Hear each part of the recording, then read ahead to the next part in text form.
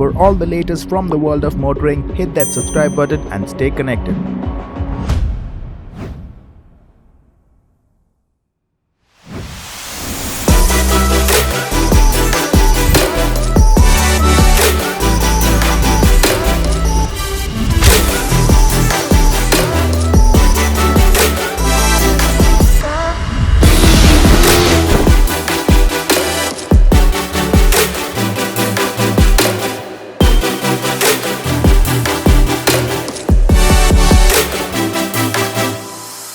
Hi Pratik, good morning. Nice to see you here. Thanks for coming. And the Ninja in blue, it's a rather different combination than what we're used to, and I just look lovely in blue. So how did you choose this bike? What other bikes did you consider?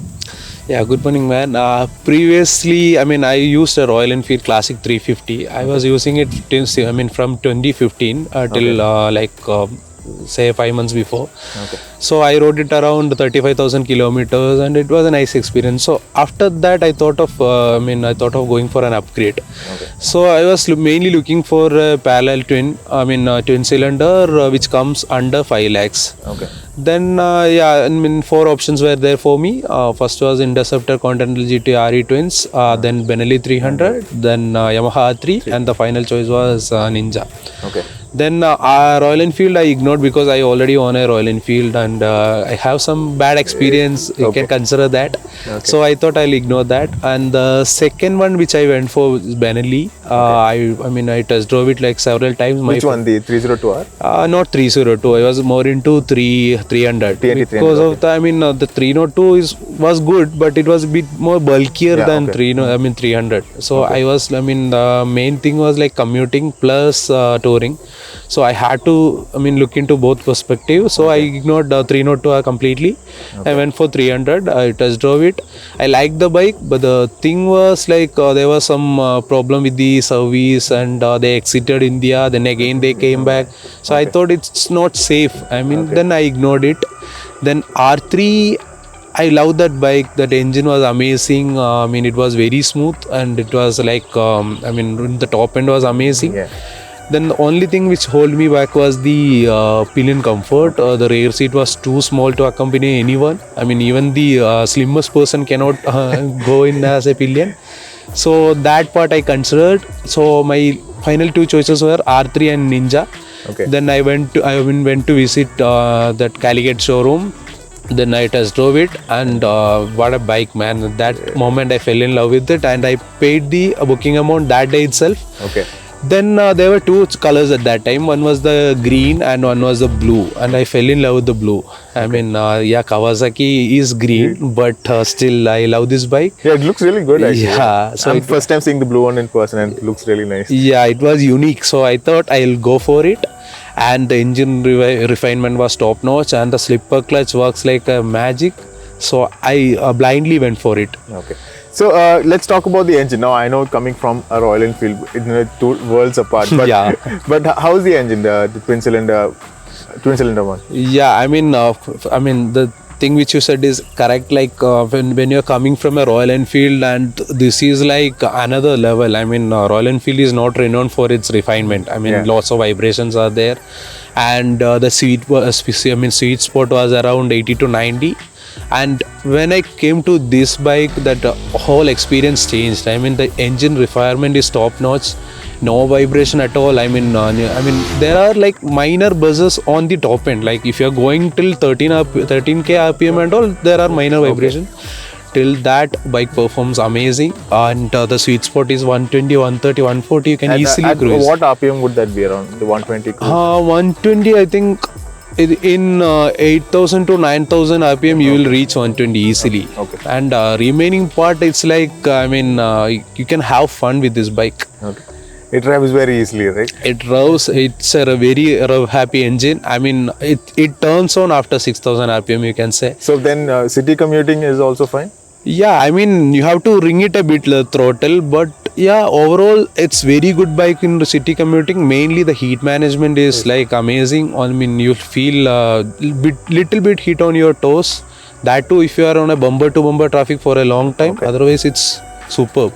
And when you're riding in the city, how's the riding position? Is it comfortable? like I am a very tall person, like 6'2". So for me, I don't think. I mean, for me, it was not a big issue, and I think for shorter people, it will be an issue because when it goes slow, like in 10 to 20 and 20 to 30, in that period, you'll feel the front end is a bit heavier. Okay. That time, once it goes to 40-50, you won't feel it. But in the slower speed, front end tends to be more heavy. Okay. So I think for a shorter rider or like for a slim rider, it will be a bit tough. Okay.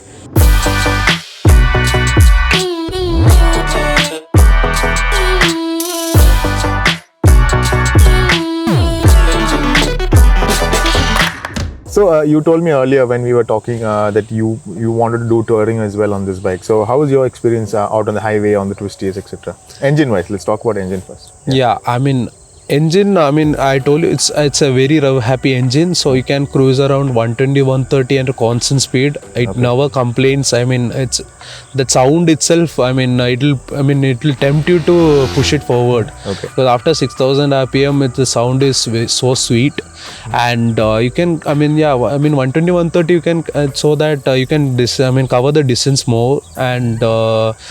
Main thing is, this seat is so comfortable in this bike, so you can easily travel around 280 kilometers without any brake. So and this has got one of the biggest tank capacities also, right? Yeah, the tank capacity is around 17 liters, and I'm getting around 25 mileage, I guess, in the touring. I never checked it actually. Okay. So I think it will roughly give me around 400 to 450 per tank. Well, that's pretty good.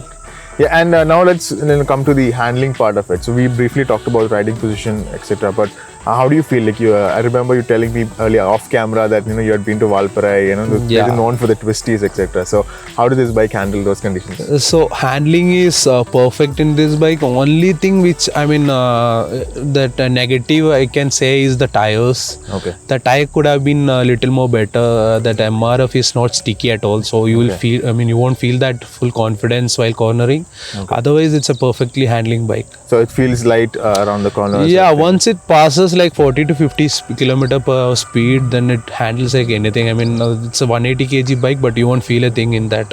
Okay. And then what about the braking aspect of it? There were some issues with the braking recall, etc. So the braking aspect coming from a Royal Enfield, it's like I have a different level for me. It's a dual channel ABS machine, and yes, it had a problem with the master cylinder. I heard in one batch there was one vehicle and that master cylinder failed somehow. Okay. So they recalled all the vehicles from that particular batch and they refitted it. Your bike was part of it? Yeah, okay. My bike was also part of it. And apart from that, how was the braking?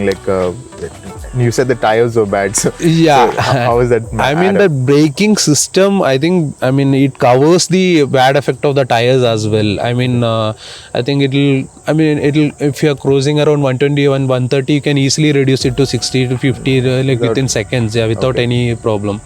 But if tire would have been any other brand, I think it'll be more advanced. So another question that a lot of people has is that the earlier Ninja was priced, the same vehicle was priced much higher, and then this version is pretty much a lot part of it is made in India. So are you feeling any quality issues because of it that they've changed? Yeah, so far I haven't felt anything because I haven't ridden the previous version. Okay. I think it pretty much looks the same. Yeah, definitely. And the thing is that build quality is another level. I felt it I never felt any problem with the build quality. No issues. Okay. Yeah, and part cost also reduced because of that. So I'm a happy person for that. Actually. And so since now we're in the topic of parts cost, how was your service experience? I believe there is this one service center in Bangalore, right? Yeah, for Bangalore location there is one service center, and the thing which you have to look for is there are no free services for Kawasaki. Okay. Every service is a paid service, and it will come around 6,000 to 7,000 for each services. Okay.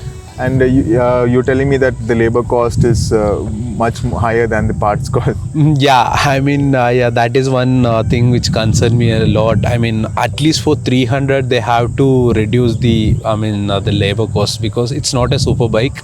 You have to pay for super bike labor cost actually. It'll come around 3,400 per service, only for labor cost. Okay. I mean, engine oil, everything else includes, everything will come under 3,000, and this will cost around 3,400. Okay. And so how much have the parts cost come down? See, earlier I think the fairings were, on-site fairing was like 9-10K. I mean, it came down drastically. You can say the brake pad was around 5,000 previously. Now it's like 800 around. Okay, And that's huge difference, then the side fairing now costs around 4,000 to 5,000, I guess. Only thing which remains is the sprocket. Sprocket still costs around 16,000, I guess. Okay. And so now, since you own this bike for a while, is there anything that you would want different or changed on this? I would say two things. First thing is the ground clearance. I mean, literally there is no ground clearance at all. I mean, it'll hit every speed bumps you can see. And the second thing is the headlamps. It's it's nearly pointless actually. You cannot see anything at night. I mean, it's just for showpiece, you can say. Okay, so apart from that, the bike is perfect. Bike is perfect, excellent commuter, excellent tourer. I would rate it as 4.9 out of 5. Okay. Easily. Awesome, Pratik. Thank you so much. A lot of good information. Thank you so much for joining us, and wish you a lot of safe miles ahead. Yeah. Thanks, man. Yeah.